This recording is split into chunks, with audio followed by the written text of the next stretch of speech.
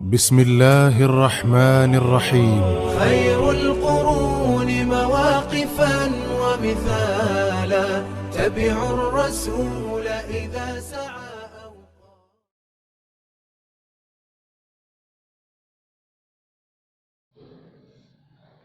بسم الله الرحمن الرحيم. بالسند المتصل منا إلى الإمام الترمذي رحمه الله تعالى قال: أبواب فرائض و سنن کے درمیان ہے فی الجملہ وتر کی نماز۔ فرائض اوقات کے تو بالاتفاق 5 ہیں۔ وتر جو عشاء کے وقت کے ساتھ مرتبط ہے، اس کو رواتب وغیرہ کی نسبت سے اعلیٰ مانا گیا ہے بالجملہ، تھوڑے بہت اختلاف کے ساتھ۔ حکماً اس کی کیا حیثیت ہے؟ تو ایک رائے وجوب و لزوم کی ہے۔ امام ابو حنیفہ رحمۃ اللہ علیہ ان کا قول تو ہے ہی، لیکن اس کے علاوہ دوسرے حضرات علماء مذاہب اور بعض تابعین وغیرہ ان حضرات سے بھی اس انداز کی باتیں منقول ہیں کہ وہ اس کو لازم مانتے ہیں، اب اصطلاحی طور پر فرض کہیں یا جو بھی تعبیر۔ جو لوگ سنت مانتے ہیں، جیسا کہ پہلے بھی آ چکا ہے کہ واجب یہ اصطلاح جو فرض و سنت مؤکدہ کے درمیان ہے، یہ خصوصیت سے امام ابو حنیفہ رحمۃ اللہ علیہ کے ہاں ہے۔ دوسرے حضرات کے ہاں بھی کچھ ذکر ہے، لیکن اتنی وسعت سے نہیں۔ تو واجب فرض و سنت مؤکدہ کے درمیان کا درجہ ہے۔ جو لوگ سنت مانتے ہیں ایسی چیزوں کو جن کو امام ابو حنیفہ واجب کہتے ہیں، تو وہ لوگ بسا اوقات ایسی چیزوں کو فرض کہتے ہیں، لیکن متفق علیہ فرض سے کم تر مانتے ہیں۔ اور اگر سنت کہتے ہیں تو متفق علیہ سنت سے بڑھ کر مانتے ہیں۔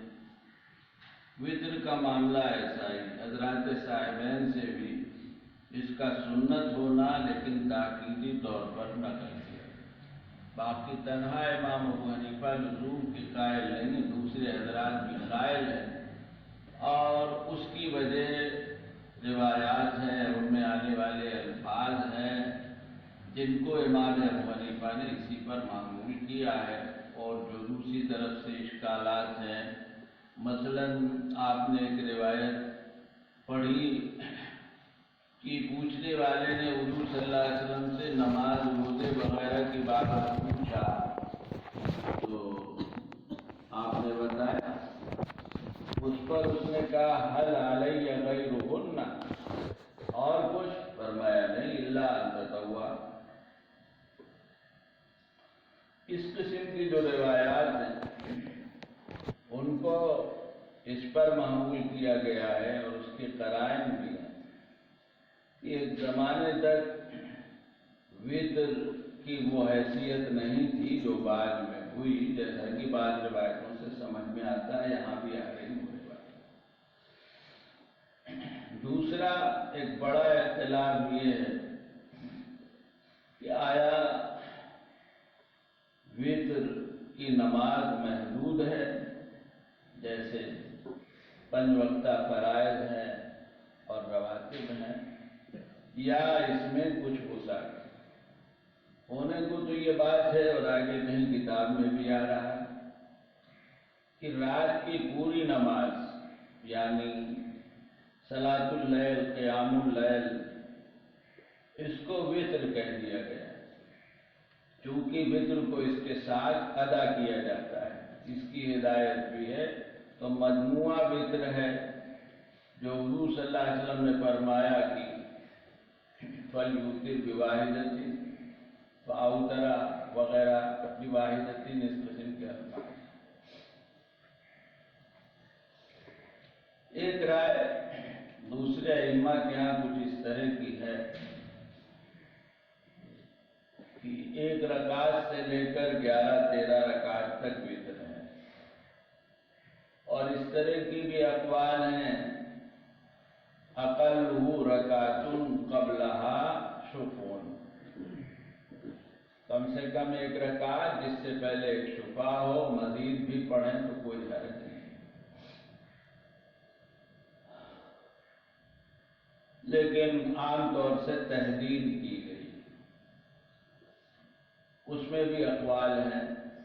بہرحال ایک معروف بات یہ ہے کہ 3 رکعت، 1 رکعت کی بات بھی ہے ائمہ ثلاثہ کے یہاں، اور پہلے بھی یہ ذکر آیا ہے کہ ائمہ ثلاثہ کے یہاں 1 رکعت کی بات ہے تو، لیکن ان مذاہب کے علماء نے یہ صراحت کی ہے، اور ائمہ سے بھی کچھ اس طرح کی بات نقل کی گئی کہ 1 رکعت ہے تو لیکن مکروہ، اس لیے کہ روایات سے مثلا ایتار برکعۃ واحدۃ تو ثابت ہے، لیکن حضور صلی اللہ علیہ وسلم سے اس کا ثبوت کہ پوری رات کی نماز میں آپ نے صرف 1 ہی رکعت پڑھی ہو، ایسا نہیں، مزید ثبوت ضرور ہے۔ قولی روایات بھی اسی قسم کی ہیں، بعض صحابہ سے ضرور اس طرح کی چیزیں نقل کی، تو 1 رکعت کو بھی مانتے ہیں وہ حضرات، اصلاً 3 رکعت۔ پھر اس میں یہ اختلاف ہے کہ کیا 1 سلام سے یا 2 سلام سے۔ امام ابو حنیفہ رحمۃ اللہ علیہ اس بات کے قائل ہیں کہ 5 وقتہ نمازوں اور رواتب کی طرح وتر کی نماز کی ایک حقیقت تعداد رکعات کے اعتبار سے متعین ہے، اور وہ ہے 3، نہ 1 ہے، نہ 5 ہے، نہ زائد ہے۔ 1 و 5 اس سے زائد وغیرہ یہ دراصل توسط۔ اس سلسلے میں استدلال کل بات آئی تھی کہ حضرت عائشہ رضی اللہ تعالیٰ عنہ کی روایت جو بہت معروف ہے، ما کان یزید فی رمضان ولا فی غیرہ علی 11 رکعۃ، اس میں 4، 4 اور 3 کا ذکر ہے۔ اسی طرح حضرت عائشہ کی وہ روایت جس میں تہجد کی رکعتوں کی تعداد ذکر کی گئی، تو یہ آیا کہ یوتر ب40 و30 و ب60 و30 و ب8 و30۔ ایک اہم چیز کہ وتر کی 3 رکعتیں ہیں متعین طور پر، اس کو بتانے والی یہ بھی ہے کہ وتر میں قرات کیا ہوگی۔ اس بابت جو روایتیں ہیں اور اچھی خاصی تعداد ہے، سب میں 3 رکعتوں اور 3 رکعتوں کی قرات کا تذکرہ ہے۔ کوئی روایت ایسی نہیں ہے کہ جس میں اس کا تذکرہ ہو کہ 5 رکعت، 7 رکعت یا صرف 1 رکعت۔ جن لوگوں نے بھی اس کو بیان کیا انہوں نے یہ کہا کہ پہلی رکعت میں یہ، دوسری میں یہ، تیسری میں یہ، اور یا اس طرح بیان کیا کہ 3 صورتیں 3 رکعتوں میں پڑھتے تھے، آگے بات بھی آ رہا ہے۔ یہ بھی ایک بہت اہم دلیل، اور صحابہ اور تابعین، مدینے کے فقہائے 7 وغیرہ سے یہی بات نقل کی۔ 3 ہونے میں پھر سلام والی جو بات ہے، امام حنیفہ کے نزدیک ضروری ہے 1 تحریمہ اور 1 سلام سے، اور 2 رکعت پر قاعدے سے 3 رکعت کا ادا کرنا، جبکہ دوسرے حضرات کے یہاں ضروری نہیں ہے، ہو بھی سکتا ہے نہیں بھی ہو سکتا۔ کچھ اس طرح کی بھی بات ہے کہ بعض صورتوں میں افضل ہے، بعض صورتوں میں گویا اجازت ہے، لیکن ان کے یہاں اس کی گنجائش ہے، امام حنیفہ کے یہاں اس کی گنجائش ہے۔ اس سلسلے میں یہ جو تعبیر ہے 3 رکعت کی، اس سے بھی استدلال ہے، اور اس سے بڑھ کر بات ہے کہ حضرت عائشہ وغیرہ، حضرت ام سلمہ اور دوسرے بھی بعض صحابہ سے یہ بات نقل کی گئی ہے کہ حضور اکرم صلی اللہ علیہ وسلم ایک سلام سے 3 رکعت ادا کرتے تھے، سلام صرف اخیر میں پھیرتے تھے، درمیان میں نہیں پھیرتے تھے وغیرہ ذالک، اس قسم کے الفاظ آئے ہیں نسائی، مستدرک حاکم وغیرہ ان کتابوں میں۔ ابن عباس وغیرہ ان حضرات کا عمل بھی یہ نقل کیا گیا۔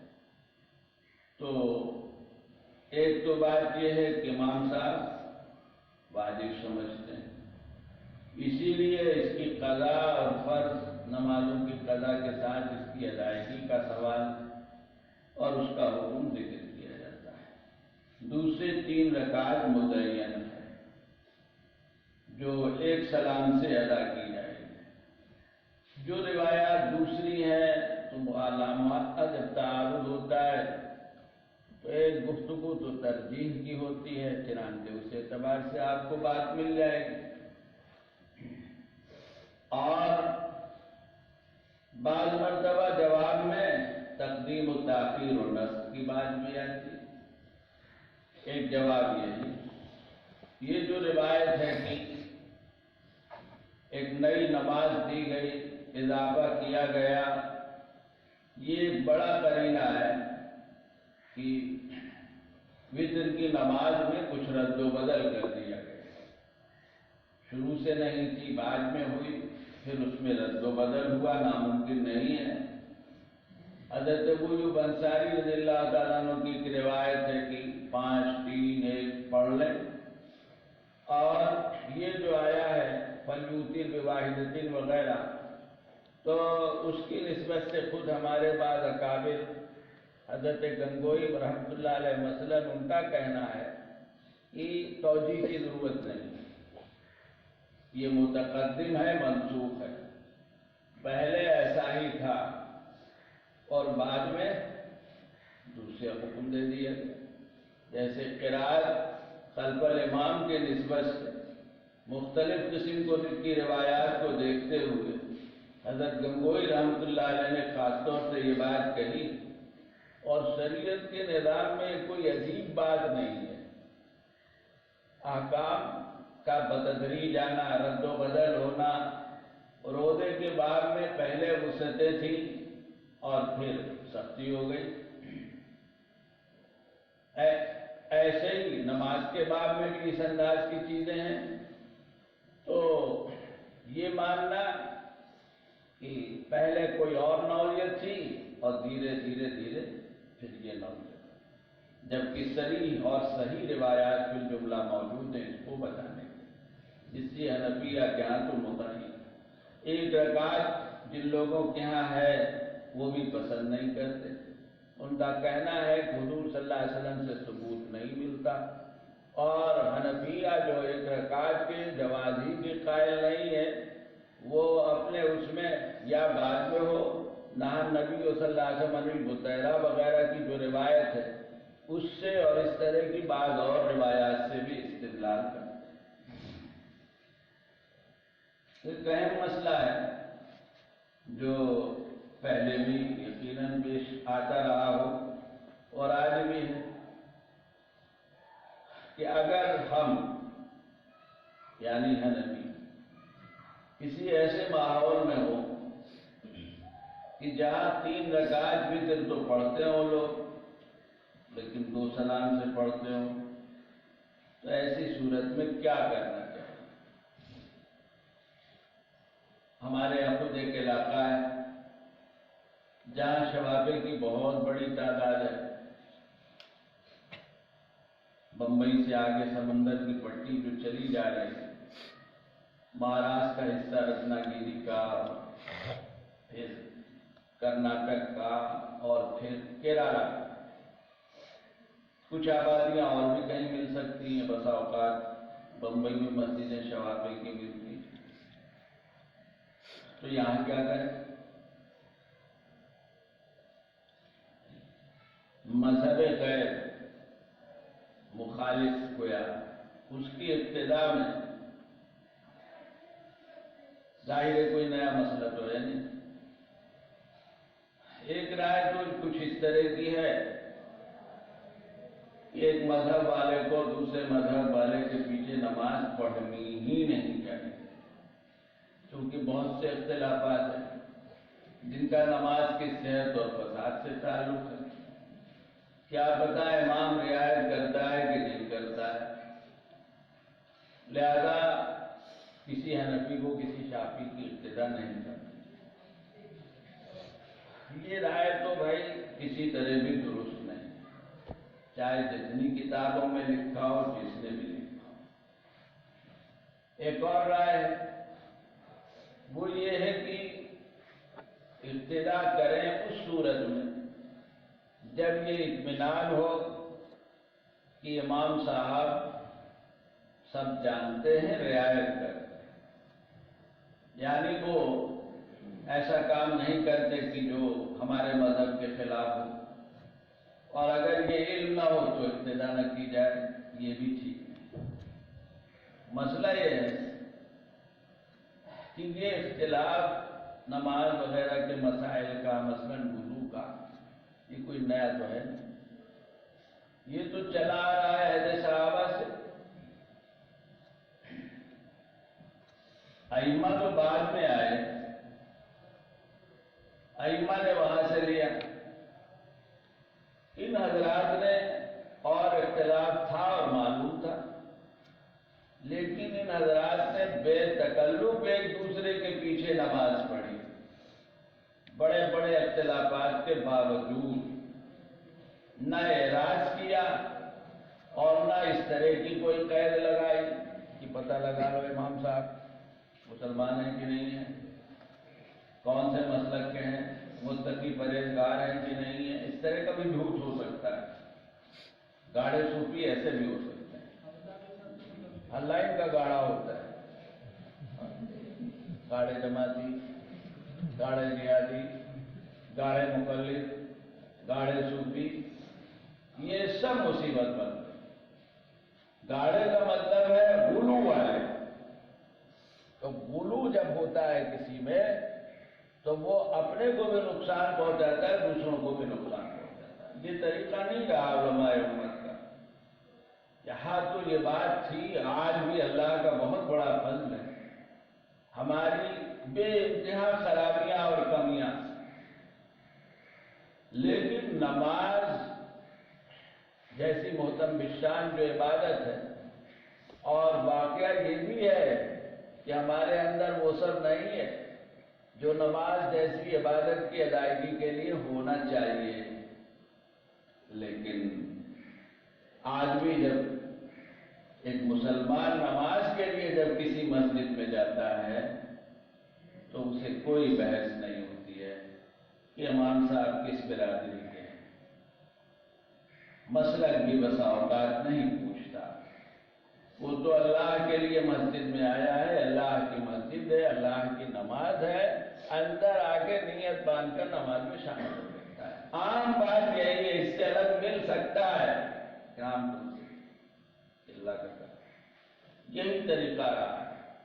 اس لیے فقہاء کی زیادہ تر کتابوں میں یہی ملے گا آپ کو، یہ رائے بھی درست نہیں ہے کہ ابتدا منع ہے، اور یہ کہ پہلے پتہ لگاؤ، معلوم کرو، اطمینان ہو، دونوں چیزیں صحیح۔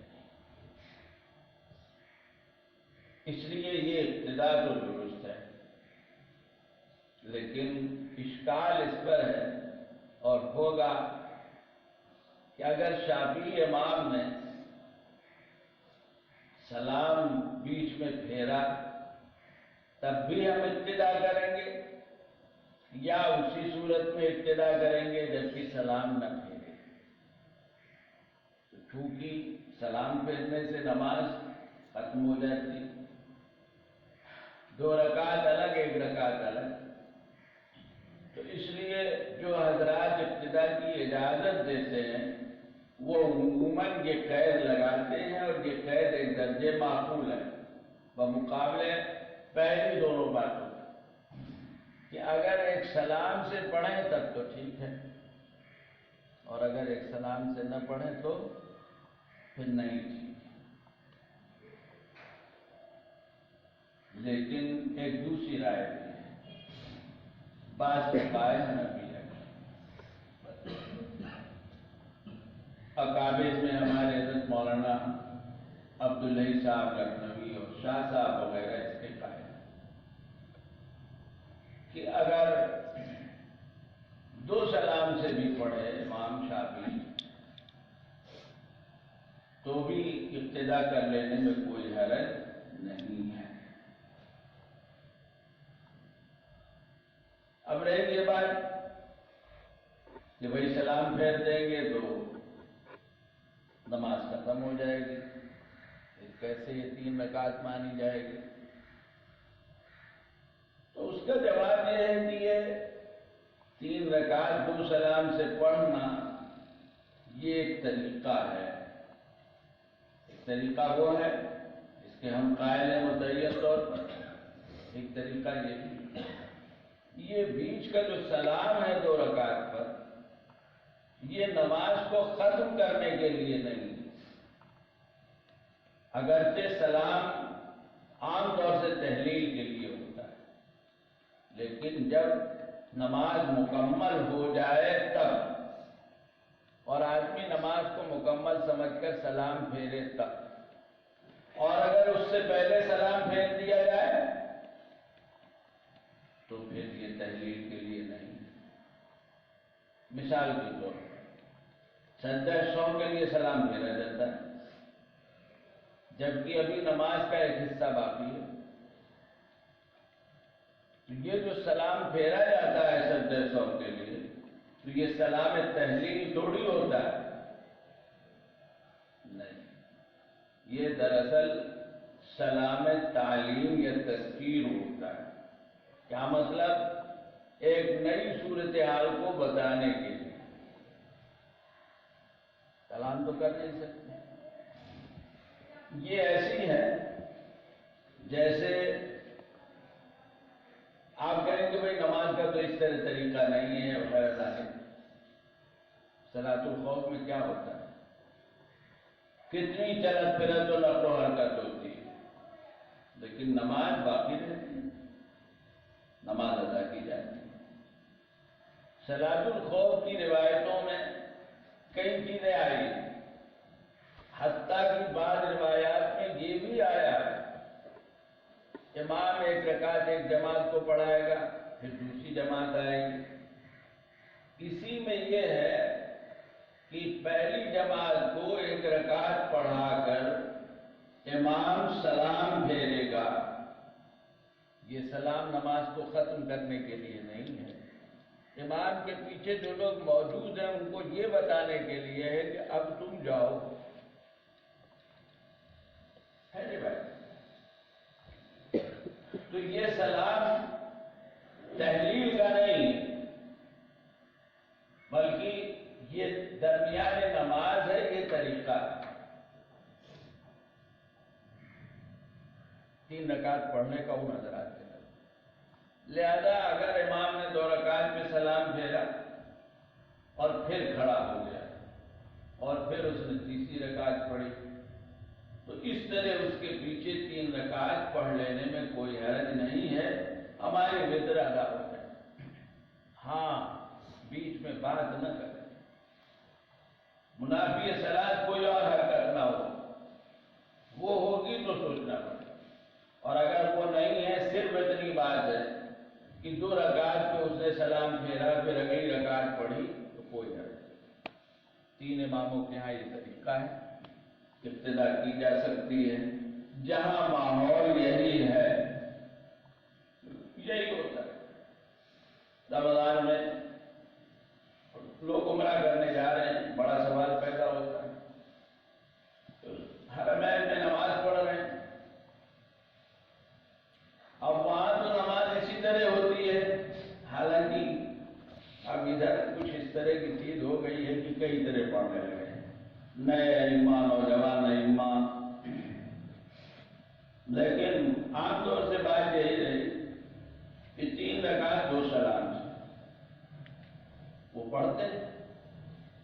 اب وہاں یہ بڑا اشکال ہوتا ہے، بہت سے لوگ یہ کہہ دیتے ہیں، لوگ مسئلہ پوچھتے ہیں کہ نہیں مت پڑھنا، پھر کیا کرنا، بیٹھے رہنا، مسئلہ یہ بات اچھی نہیں ہے۔ ہزاروں نہیں لاکھوں آدمی ایک نماز ادا کر رہے ہیں اور ہم چٹھیانوی کا مسئلہ ہونے کی وجہ سے بیٹھے ہوئے ہیں جماعت چھوڑ کر، نماز کی جماعت چھوڑ کر اور مسلمانوں کی جماعت سے الگ ہو کر۔ یہ کھلی ہوئی مسلمانوں کی اجتماعیت کی مخالفت ہے، شریعت اس کی اجازت نہیں، یہ تو نہیں کرنا۔ اگر کوئی بہت گاڑا آدمی ہو، اس کو پسند نہ کرتا ہو، اس کی طبیعت نہ بھرتی ہو، تو بعد میں پھر اپنے طریقے پہ پڑھ لے، لیکن یہ نہیں کرنا چاہیے کہ دائیں بائیں آگے پیچھے سینکڑوں ہزاروں لاکھوں تو پڑھ رہے ہیں اور ہم بیٹھے ہوئے ہیں، گویا کوئی گناہ کا کام لوگ کر رہے ہیں۔ یہ نہیں ہو، شریعت اس کو پسند نہیں، نہ ہمارے اکابر نے پسند کیا، نہ ان ائمہ نے پسند کیا جن کے نام سے ہم یہ کرتے۔ اس لیے وہاں جائیں، جماعت جس طرح ہو وتر کی اس میں شامل ہو جائیں، نماز ہو جائے گی انشاءاللہ۔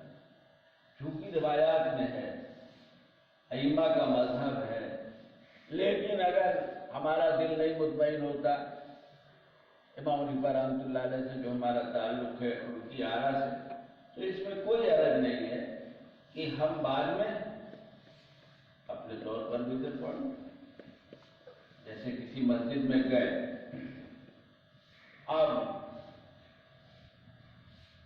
امام صاحب ہم کو کچھ ایسے لگے کہ ثابت ہوئے کہ ہماری طبیعت نہیں بھری،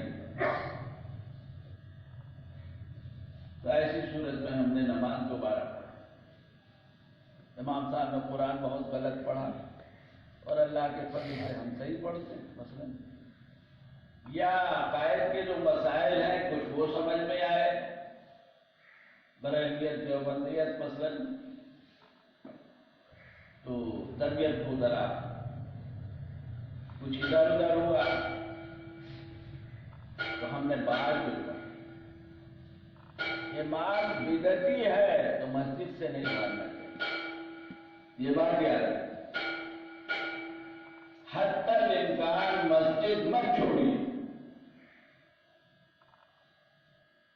اس وقت تک مت چھوڑیے جب تک کہ مسجد والے آپ کو مجبور نہ کریں۔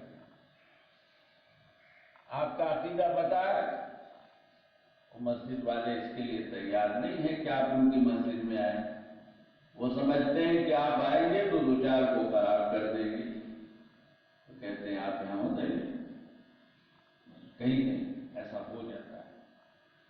اگر ایسی صورتحال ہے تب تو مجبوری ہے اس لیے کہ فساد پیدا ہو، لیکن اگر ایسا نہیں ہے،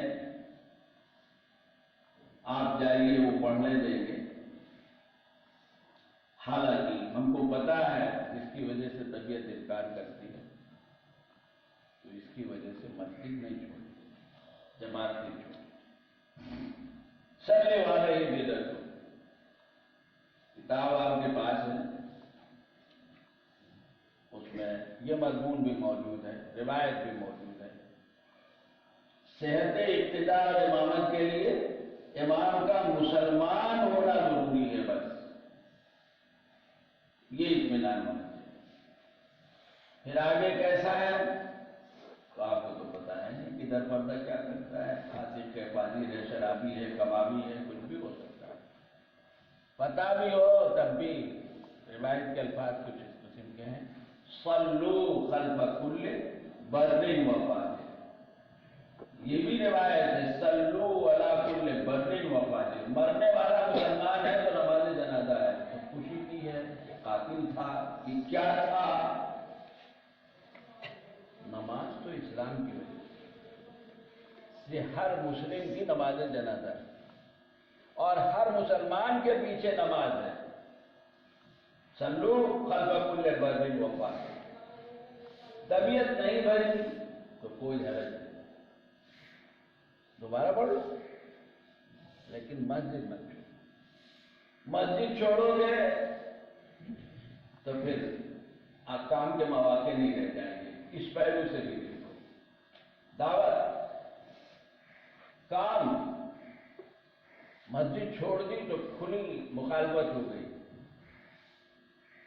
انس اگر تھا بھی لوگوں کا ختم ہو گیا، مسجد میں آنے جانے میں کچھ تو انس ہوگا لوگوں کو، کچھ تو ربط و تعلق ہوگا، اس کے نتیجے میں مسجد کے نمازی عام طور سے جو بدعقیدہ ہیں کچھ ان پر اثر پڑ سکتا ہے، فائدہ اٹھایا جائے، لیکن جب ہم مسجد ہی چھوڑ دیں گے تو پھر ان کے بیچ میں کام کہاں سے ہو، یہ بھی ایک بات ہے، ایک تو یہ کہ اجازت نہیں ہم کو اس وجہ سے مسجد و جماعت چھوڑنے کی، بہت سے لوگ چھوڑ دیں گے، دوسرے یہ مسئلے الگ ہے، دین کا کام کرنا ہے تو ہر معاشرے میں جانا ہوگا، بدعتی اور بریلوی ہونے کی وجہ سے اگر ہم بھاگ کھڑے ہوں گے تو پھر کام نہیں ہوگا، یہ تھوڑی کوئی بات ہوئی کہ آپ دیوبندی ہیں تو خالی دیوبندیوں میں کام کرتے ہیں، نمازی ہیں تو نمازیوں میں کام کرتے ہیں، پھر کیا فائدہ، بے نمازیوں کو نمازی بناؤ، اسی لیے خالی مسجد میں واعظ نصیحت نہیں ہونا چاہیے، تبلیغی اجتماعات بھی کبھی کبھی مسجد سے باہر ہونے چاہیے تاکہ دوسرے قسم کے لوگ بھی آ کے سن سکیں، جس کا نتیجہ ہوگا کہ مسجد میں آئیں، ہر پروگرام مسجد میں تو خالی نمازی آتے ہیں، بے نمازی تو آتے ہیں، تو اس لیے یہ نہیں ہے، طبیعت نہیں بھری آپ کی بیچ میں سلام پھیرنے کی وجہ سے تو آپ پڑھ لیجیے 3 رکعت اپنے سے، لیکن جماعت چھوڑ کے مت پڑھیے، ارض پاک میں، ارض حرم میں یہ چیز اچھی نہیں، بعض مرتبہ ایسا ہوتا ہے امام صاحب بہت غلط قرآن پڑھتے ہیں، وہ لہنے جلی لہنے خفی کیا ہوتا ہے قاریوں کے یہاں ہوتا ہے، اب کچھ نہ کچھ تو گنجائش لکھ رکھی ہے لوگوں نے، لیکن پھر بھی اس کی بھی ایک کرو، پڑھا لکھا آدمی ہے، جانتا ہے، تو اس کی وجہ سے بھی طبیعت میں بڑا تکبر ہوتا ہے۔ میں کچھ دنوں ریاض رہا، پڑھائی کے سلسلے کی ایک چیز تھی، چند مہینے کی، تو وہاں ایک مسجد میں مغرب کی نماز پڑھنے کی نوبت آئی، میرے ساتھ میرے چھوٹے بھائی بھی تھے، مرحوم ہو گئے، اللہ مغفرت فرمائے، انہوں نے بتایا کہ امام صاحب بڑے سلفی عالم ہیں، ان کے مغرب کی نماز پڑھائی، ایسی قرائت کی کہ بہت صبر و ضبط سے کام لینا پڑا، ہمیں تو جی چاہا کہ بیچ ہی میں چھوڑ کے چلے جاؤ، بعد میں اپنی نماز دہرائی، ایسے مواقع میں یہی کرتا ہوں، ہوتا ہے بھائی، ماں ایسی حرکتیں کرتے ہیں، ایک مرتبہ حضرت کے ساتھ باندھا جا رہے، یہ جو شہر میں داخل ہوتے ہیں، چمروٹی کا علاقہ کہلاتا ہے، جہاں بہت سی قبریں ہیں، مزار ہے نا بھائی، وہی پہ ایک مسجد ہے مزاروں کے سامنے، مغرب کا وقت ہو گیا تھا، نماز ہو رہی تھی، وہیں اتر گئے، حضرت نے کہا نماز پڑھنے چلے گئے، اب وہ نماز میں شامل ہوئے تو جب تک رکوع میں جاتے وہ سجدے میں چلے گئے، جب تک سجدے میں جاتے اور آگے بڑھ گئے۔ ہم حضرت کے بغل میں ہی کھڑے تھے، حضرت نے ہاتھ پکڑا، کہا چلو۔ خیر الگ بات ہے، یہ بھی نہیں کرنا چاہیے، بعض مرتبہ ان سب چیزوں کی وجہ سے جھگڑا ہو جاتا ہے، لیکن یہ کہ طبیعت نہ بھرے تو شریعت نے اس کا حال رکھا ہے، وہ یہی رکھا ہے کہ بھائی اپنی نماز پڑھو لیکن جماعت میں۔ اجتماعیت بڑی اہم چیز ہے، یاد رکھنا چاہیے۔ صحابہ میں بھی بڑے اختلافات تھے، دوسرے لوگوں میں تھے، بات آ چکی ہے۔ حضرت عبداللہ بن مسعود نے کیا کہا حضرت عثمان کے لیے؟ جب حضرت عثمان رضی اللہ تعالیٰ عنہ نے 4 رکعت نماز پڑھنی شروع کی، حج میں جس وجہ سے بھی ہو، صبح بات آئی تھی، حضرت عبداللہ بن مسعود کو پتہ چلا تو بہت سخت تبصرہ کیا، ناگواری کا اظہار کیا۔ بعض چیزوں میں صحابہ اس طرح ناگواری کا اظہار کرتے ہیں۔ اتفاق سے وہ حج کو تشریف لائے، اب ظاہر ہے کہ امیر المومنین امیر الحج اور وہی امام، انہوں نے 4 رکعت نماز پڑھائی۔ حضرت عبداللہ بن مسعود رضی اللہ تعالیٰ عنہ نے ان کے پیچھے 4 رکعت نماز پڑھی۔ ظاہر ہے کہ کچھ لوگ ساتھ ہیں جو اپنے ہیں، جو واقف ہیں، تو کسی نے کہا کہ حضرت آپ کا فتویٰ بھی ہے، آپ بھی کہتے ہیں، کہا لیکن فتنہ اس سے بڑھ کر ہے۔ کیا مطلب؟ کہ اگر میں یہاں الگ ہوتا تو اس سے ایک فتنے کی بنیاد پڑ گئی، مسلمانوں میں انتشار۔ اختلاف اپنی جگہ پر، اختلاف جائز ہے، اختلاف ناپسندیدہ ہے۔ اختلاف اطلاقاً ناپسندیدہ نہیں ہے، وہ تو مجبوری ہے۔ اختلاف تو ہمیشہ ہوا ہے، صحابہ نے حضور صلی اللہ علیہ وسلم سے کیا ہے، حضور صلی اللہ علیہ وسلم کے سامنے اختلاف ہوا ہے۔ اختلاف تو چلا ہی آ رہا ہے، اس سے بچ نہیں سکتے۔ لاکھ تقریریں کرو، باتیں کرو، کہنے والے بہت سی باتیں کہتے ہیں، نہیں بچ سکتے، یہ تو فطری چیز ہے۔ لیکن اختلاف کو بنائے اشتراک بنانا، یہ کریں۔ بات سن میں آ رہی؟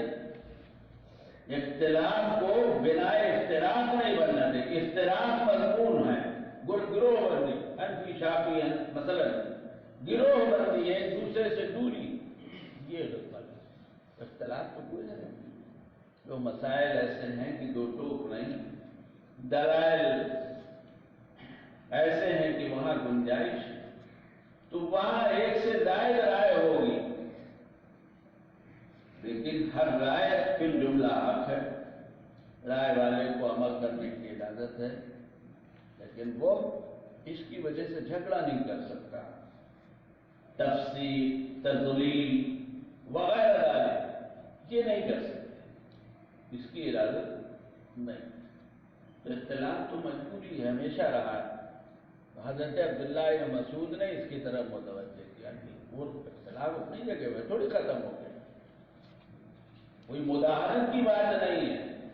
بات یہ تھی کہ یہاں میں اگر اس مسئلے کو لے کے چلتا ہوں تو بات بہت دور تک چلی جائے گی، تو اس کا بھی لحاظ کیا جاتا ہے۔ اختلاف ہمارا حق ہے، دلائل پر مبنی ہے، کوئی عرض نہیں ہے، لیکن اس کو کس طرح برتیں گے، کہاں تک لے جائیں گے، تو اختلافات تو ہیں مسائل میں، اس کی وجہ سے یہ چیز نہیں چھوڑی جا سکتی۔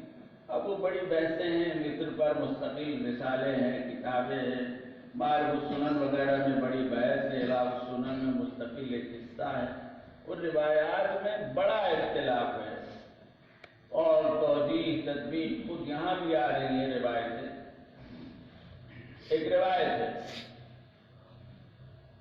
حضرت عبداللہ بن عمر رضی اللہ تعالیٰ عنہ، اس کے الفاظ ہیں کان یتکلم بین الرکعۃ والرکعتین۔ حضور صلی اللہ علیہ وسلم یا ابن عمر وتر میں رکع اور رکعتین کے درمیان کلام کرتے تھے. کان یتکلم بین الرکعہ والرکعتین، رکعہ پہلے رکعتین بعد میں. عام طور سے یہ سمجھا گیا اور ظاہر یہی ہے کہ ترتیب بدلی ہوئی ہے. ہونا چاہیے کان یتکلم بین الرکعتین والرکعہ، یعنی وتر کی 2 رکعت اور 1 رکعت کے درمیان بات کر لی. لیکن تعبیر کیا آ گئی ہے؟ کان یتکلم بین الرکعہ والرکعتین. شاہ صاحب نے فرمایا سالہ سال میں غور کرتا رہا. بات چیزیں ہوتی ہیں کہ آخر یہ تعبیر کیا ہے، یہ تعبیر کیا ہے.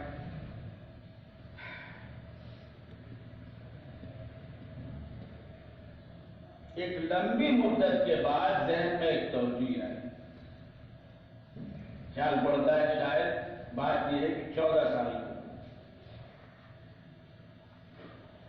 کہ اصل میں رکعہ رکعتین کا مصداق یہاں وہ نہیں ہے جو سمجھا جا رہا ہے.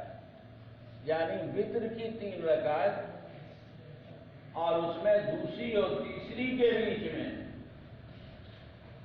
الفاظ ہیں یتکلم بین الرکعہ والرکعتین. تو رکعہ سے مراد ہے وتر کی تیسری رکعت اور رکعتین سے مراد ہے وتر کے بعد جو 2 رکعت ادا کی جاتی ہے وہ. وتر کے بعد 2 رکعت ہے نا، صحیح روایتوں سے ثابت.